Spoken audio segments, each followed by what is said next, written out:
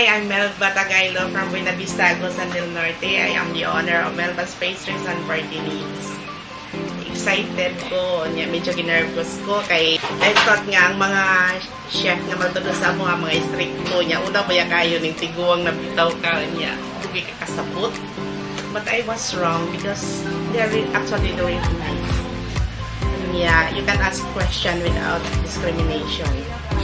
Kanya, ang aura sa room is uplifting that makes my experience enjoyable.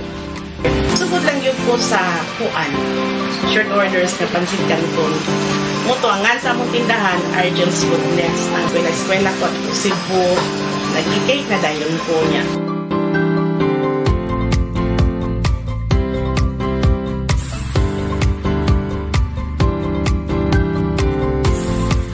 Thank you, Monster Kitchen. Nga, nagbutang mo branch din sa Butuan City. Nga, doon sa among hometown. Dili na lisod sa ang pagpamalit.